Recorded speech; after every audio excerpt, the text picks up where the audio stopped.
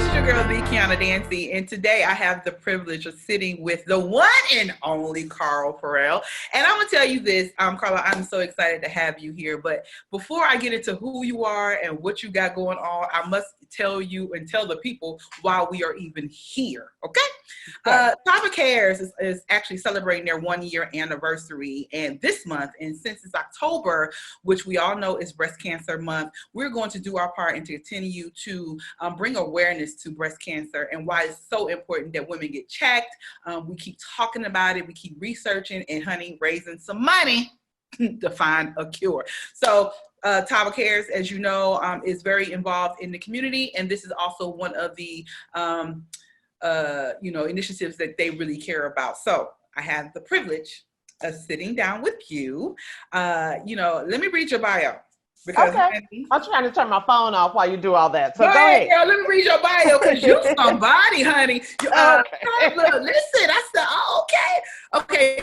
Ferrell contributed to all 3 radio stations, and she actually helped them accomplish #1 status. And last but not least, you guys may have heard her on Steve Harvey Morning Show. She is a co-host and the program director. Steve got some money. I know you got some money, girl. Ladies and gentlemen, please welcome. Hey, Carla, come on, put your hands together. Come on, put your hands together.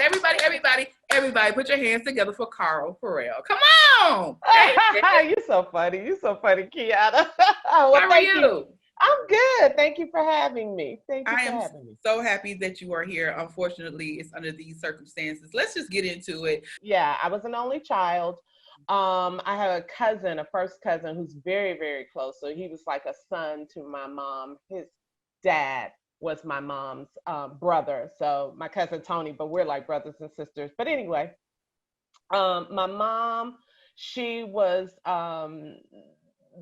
she was my angel. She was my hero. She was a single mom, trying to hold it down, living in Chicago. It's tough living up north. It's a struggle. I mean, it's tough everywhere for single moms, but she wanted a better life for her daughter, and her mother, my grandmother, lived here in Houston. She left Chicago and came to Houston. And so my mom was like, hey, we're moving down there with my mother so I can take care of my mom. And so that's what I mean by born in Chicago, raised in Houston. And went to school, normal childhood, single mom. My mom was an avid bowler though. She traveled with bowling leagues all over Houston. She was a social worker. She worked for the Social Security Administration for many, many, many years before she passed away. And that was her thing. Everybody knows Pat going bowling. My mom would bowl all the time. So that was who she really so was. let me get into this. I really want to address the fact that when you lost your mom, when your mom was diagnosed.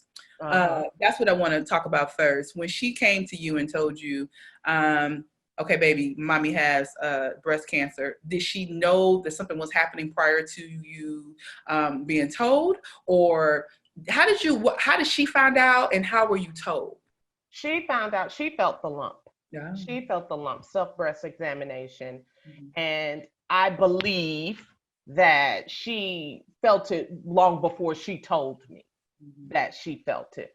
And so when I came over, and prior to this, I'll say this, my mom and myself, we didn't know a lot about breast cancer. We didn't know all of the things and the awareness, I guess you just don't pay attention to things until it affects you, you know what I mean? And tragedy brings about change, and you start paying attention to things. And so my mother, she went to the doctor, and yes, she had cancer. She had mastectomy. She had chemo. My mother went through radiation. She fought a fight for a very, very long time, and her body just could not, take it anymore. My mom went into remission.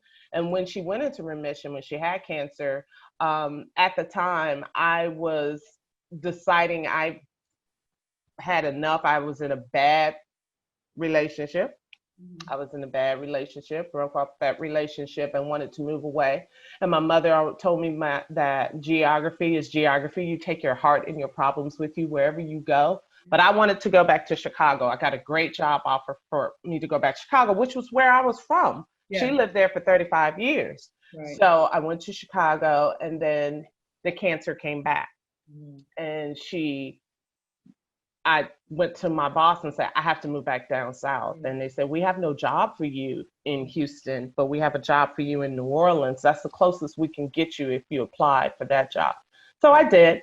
And I applied for the job in New Orleans. And, you know, that's where I met my husband and my